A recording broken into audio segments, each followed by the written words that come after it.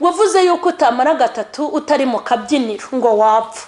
Ubu se kumaze ukwezi kuri no kurenga warapfuye. Ngo iyo utabonye agacupa ngo washyingurwa. Ubu se tubaza iminsi utakabonye baragushyinguye. Ngo iyo utabonye umugore ngo wumva wapfa. Ubu se kutasambanaga ntuhumeka. Ngo mbese ntatubuye mu rusengero ngo mbatuburire narya iki. Kumaze iki gihe kingana gutyo udatubura baraguhambye kubera inzara. Sohokana isomo. Ngo mugomba kwikoraho mukigira gute. Ariko mana we se kakapfukamunwa kanjye kari hedi. Baba we nganze nkoreshaka. Urishyiraho ibirungo ngo urigira gute uritukuza uri imyatagura niko nkubaza usubize. Ariko mwagiye mwemera kuneza. Ubu ngubu ukomeze wakishyiraho ikirungo. Wakishyiraho ikirungo gute se? Wagishyira hese. Agapo kanjye yamyiryo mwavuga ngurogo shingoyi ngurashyiraho ibitukura nguragira gute. Ngaho ngera ubishyireho kandi uri bupfuke. Ubu se mwabaye iki? Ngo baraducupize rwose baraducupije abantu bo muri itorero. Ubwo ndi kuvuga nka bene wacu we baraducukuje bajye bareka twishyiraho fresheri. Ubu si iminsi umaze utazishyiraho uri iwawe cyane ko ntawe ugukeneye kukureba warapfuye.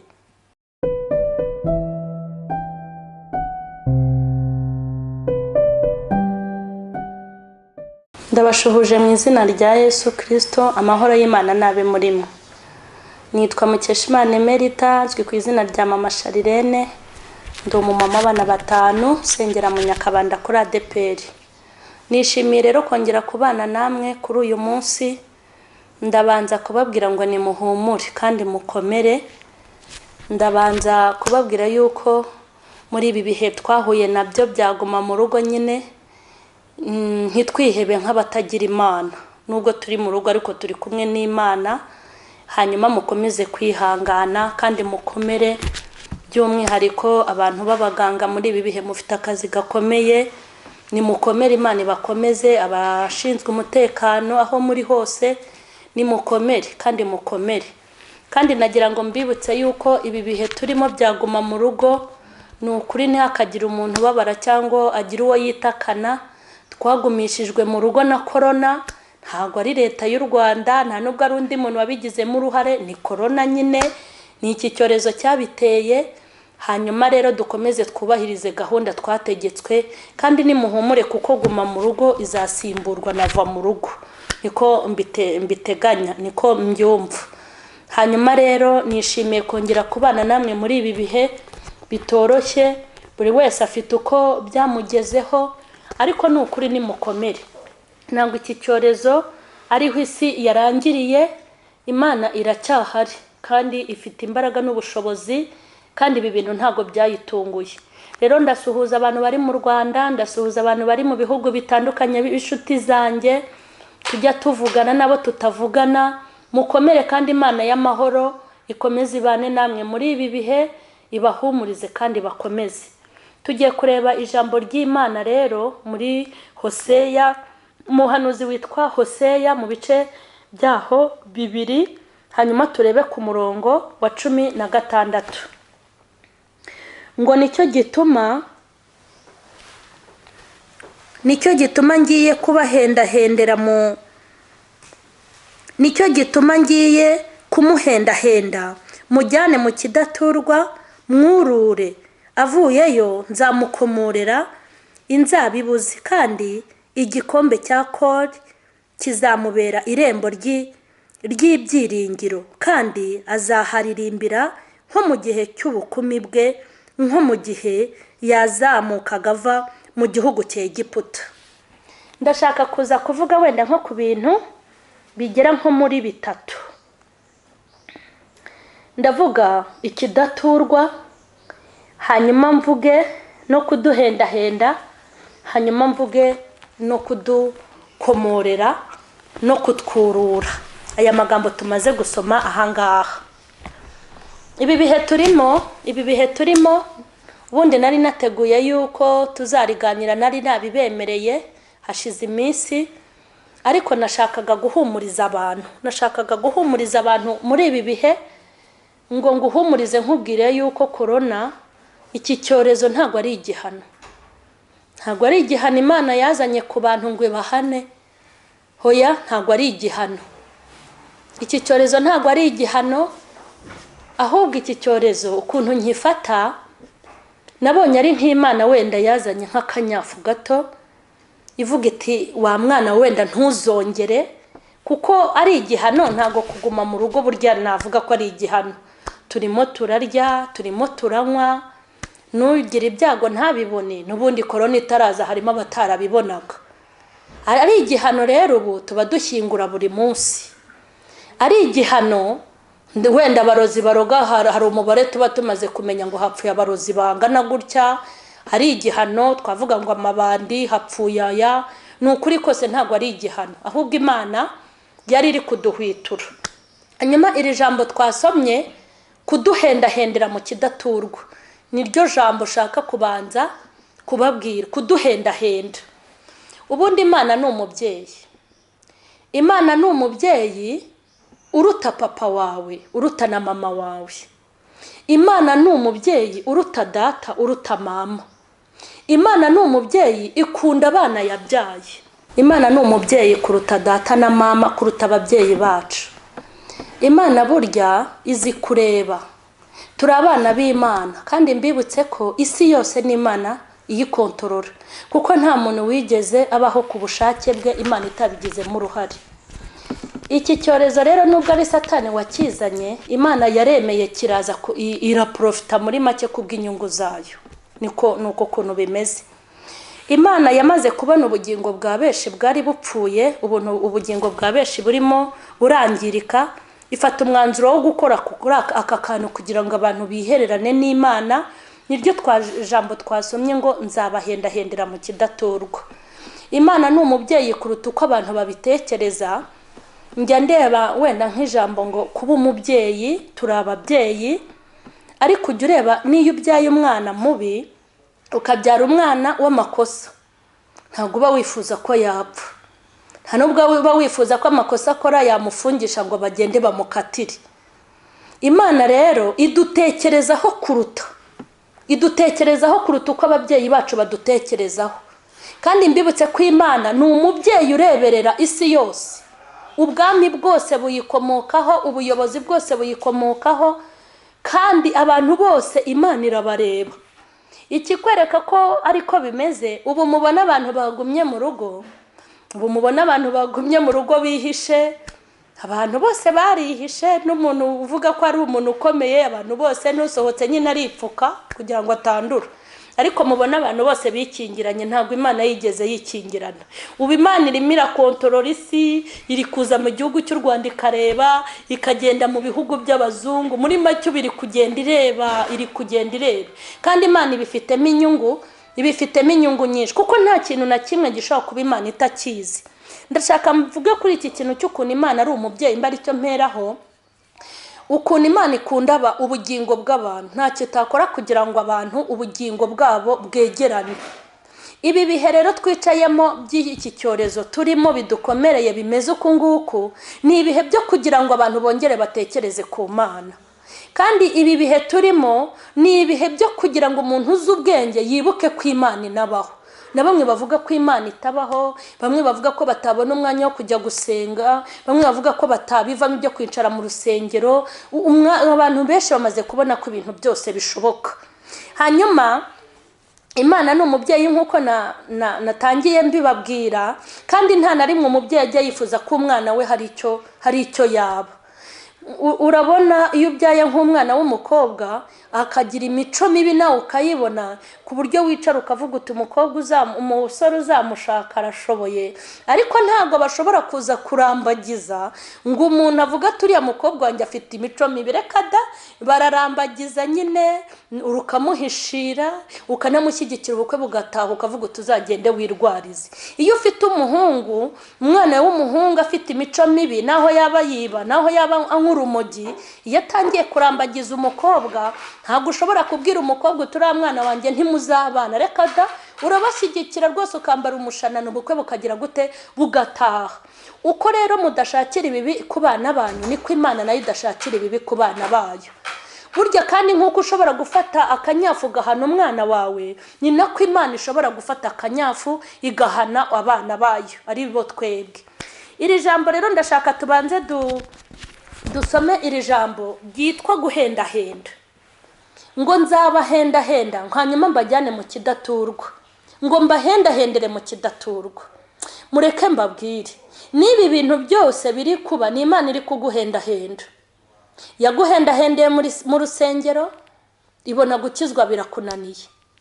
Iguhendahenda iguha amafaranga, iravuga iti wenda ubukene nibwo bwamubujije gukizwa, irayaguha. Iguhendahenda yagukuramo, iravuga iti wenda gukira nibyo bituma atanyumvira, ariko biranga. Muri make Imana ifite inzira yagihendahendamo abantu, yashyizeho abigisha, ishyiraho ubutumwa butandukanye mu nsengero n'ahandi hatandukanye, kugira ngo Imana ihendahenda abantu bihane, ariko ntibyakunda. Hanyuma akagahe rero iravuga iti reka uyu mwana noneho muhendahendere mu gihome, mujyana ahantu mu kidaturwa, hanyuma muhendahende. Ese iri guhendahenda ivuga ngo iki? Iri kuguhendahenda ikubwira iti mwana wanjye reka inzoga. Iri kuguhendahenda ivuga iti reka ubusambanyi. Iri kubahendahenda ivuga ngo nimureke ubugambanyi. Iri kuguhendahenda ikubwira ngo nimureke amoko, mukundane mu b'abakirisitu, mu b'abanyarwanda. Iri kuguhendahenda ikubwira iti mwana wanjye washatse watunze umugore we umwe ukareka abagore benshi. Iri kuguhendahenda wa musore we ikubwira ngo imbere wateye indu zikuriramo abakobwa, mwana wanjye waretse koko ibi urimo. Imana iri kuduhendahenda, iri kuduhendahendera mu kidaturwa. Kandi iyi minsi ndifuza ko nusohoka uzasohokana isomo. Ntago nzi umunsi bazadufunguriramo, ariko amakuru nzi neza ko iki cyorezo si cyo cyazanye imperuka, tuzasohoka pe, ariko sindahagera. Imana iri guhendahenda, iri guhendahenda abanyabyaha ngo bakihane. Iri guhendahenda abakobwa bicuruza ngo baretse kugusambana. Iri guhendahenda abasenga ngo nibareke ibibi. Imana irimo iraguhendahenda, irimo irakubwira ngo imbere wahereye utendeka abagabo b'abandi warekeyeho, imbere wahereye ukura ibyinyo warekeyeho wa mukobwa we. Irimo iraguhendahenda. Niryo jambo shaka ko duhera. Iri guhendahenda Imana, iri kuguhendahenda ngo ko mwana wanjye naguhaye agakiza waretse kunywa inzoga koko, ukanywa inzoga ukanaririmba, ukanywa inzoga ukitwa n'umuyobozi, ugasambana ukanankorera. Irimo irabahendahenda. Ahantu iri kuguhendahendera ni mu gihome, mu kidaturwa. Ubu usibye ko inaha mu Rwanda hari umuntu wavuze ngo Imana yirirwa ahandi igataha mu Rwanda.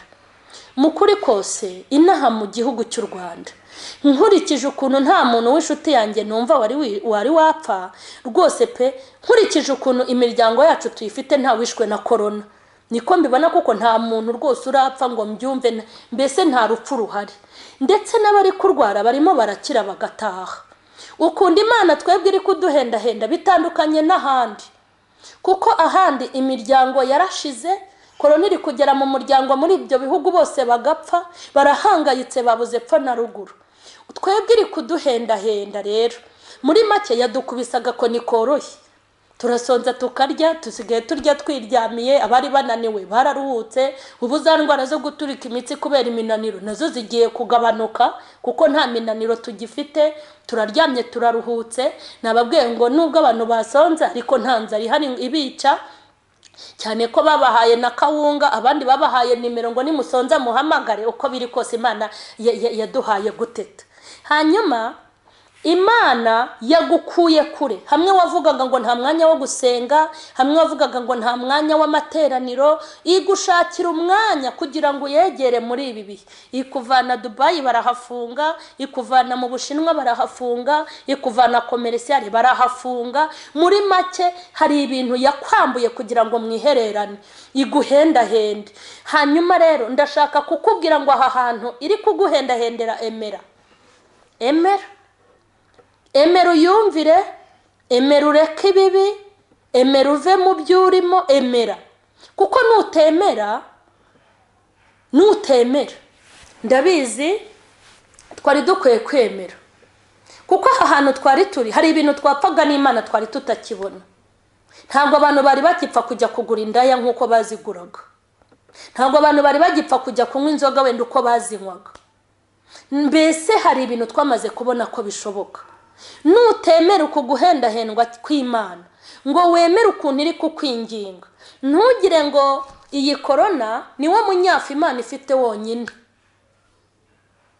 Iyi corona gukaraba kenshi n'isabune ubu yirinze. Iyi corona gupfuka amazuru nyine n'umunwa, kambara agapfukamunwa ubu yirinze. Iyi corona kuguma mu rugo ubu yirinze. Urumva ko iyi ndwara iroroshye kuko dufite uko tuyirinda. Nutemera guhendahendwa n'Imana muri iki gihome twamazemo iminsi cyaguma mu rugo, ejo ugasohoka widegembya ukavuga uti hepatite yarasize na sida ndayikira na Ebola yakatiye muri Kongo na corona nayo ndayikize. Ugende wirate rero, inkumi uzisubiremo, abagabo watendekaga basubiremo, abagore babandi basubiremo, wongere unywe inzoga uhekenye inturusu, unywe kanyanga uhekenye shikarete, ukomeze ugomera Imana. Nagira ngo nkubwire ngo Imana ifite imiba y'iminyafu. Corona si wo munyafu wonyine, ifite n'undi munyafu izagukubita. Wenda hazaza indwara utazapfa ku munwa n'amazuru, wenda hazaza indwara izasesera no munsi y'urugi ikagusanga iwawe, wenda hazaza indwara iguruka noneho ikagusanga aho uri. Nzi neza ko Imana ifite imiba y'iminyafu. Nagira ngo nkubwire ikindi ngo nibura nusohoka uzasohokana isomo. Niho ngeze. Sohokana isomo muri ibi bihe bya corona. Sohokana isomo umenye icyo Imana yakwigishije. Wavuze yuko utamara gatatu utari mu kabyiniro ngo wapfa. Ubu se kumaze ukwezi kuri no kurenga warapfuye. Ngo iyo utabonye agacupa ngo washyingurwa. Ubu se tubaze iminsi utakabonye baragushyinguye. Ngo iyo utabonye umugore ngo wumva wapfa. Ubu se kutasambanaga ntuhumeka. Ngo mbese ntatubuye mu rusengero ngo mbatuburire narya iki? Kumaze iki gihe kingana gutyo udatubura baraguhambye kubera inzara. Sohokana isomo. Sohokana isomo. Ndashaka kubwira abantu birirwa bashwanira mu rusengero. Mbwira abantu birirwa bagira bashaka kwirukanisha abandi ku myanya, abantu bafite intambara no guhangana. Isengero ko bazifunze buri wese ntariwe. Ese ubundi watuje nk'uko utuje? Ukuntu utuje muri guma mu rugo, ndumva wasohokana isomo kazinjira mu rusengero. Wavuze ko udashobora gusiga akazi ngo ujye wirirwa ngo nicaye mu materaniro. Ubu se ko wirirwa wicaye mu rugo urakora? Iminsi ibiri Imana, umunsi umwe Imana yakwanze ngo ujye uwusibuye izi imbere. Ubu ngubu kumaze ukwezi kuzanarenga wari uri mu kazi. Mbese ntiwabibanye ko bishoboka? Ngo ni ubuginga, ntabwo ari ubuginga. Ubu se guma mu rugo ni ubuginga? Imana irakubwiye ngo uzasohokana isomo. Ngo uzikwirirwa wanitse amaguru. Ubu se muri saro yawe wambaraga mpene bashire? Wereka ndetse iwawe hari ukeneye kukureba. Ngo mugomba kwikoraho mukigira gute? Ariko Mana we, se kakapfukamunwa kanjye kari hedi. Baba we, nganze nkoreshaka. Urishyiraho ibirongo, ngo urigira gute, uritokoza, urimyatagura, niko nkubaza usubize. Ariko mwagiye mwemera kuneza. Ubu ngubu ukomeze wakishyiraho ikirungo. Wakishyiraho ikirungo gute se? Wagishyiraho se? Agapo kanjye yamyiryo mwavuga ngurogosha ingoyi, ngurashyiraho ibitukura, nguragira gute? Ngaho ngera ubishyireho kandi uri bupfuke. Ubu se mwabaye iki? ngo baraducupize rwose, baraducupije abantu bo muri itorero, ubwo ndi kuvuga nka bene wacu we, baraducukuje bajye bareka twishyiraho fresher. Ubu si iminsi umaze utazishyiraho uri iwawe, cyane ko ntawe ugukeneye kukureba, warapfuye. Ubu si ubwibone mwari mufite bubuzuye n'agasuzuguro karenze mu nzu, mu byumba byawe. Mva wavaga mu cyumba mbese watera imbere ukajya muri toilette hanze, kuba afite izo hanze, waba usohotse utingiye muri douche no mu gikoni, saho wakatiraga. Nge ndifuza kubabwira ngo nimusohokane isomo. Nudasohokana isomo, gusohoka ni muhumure.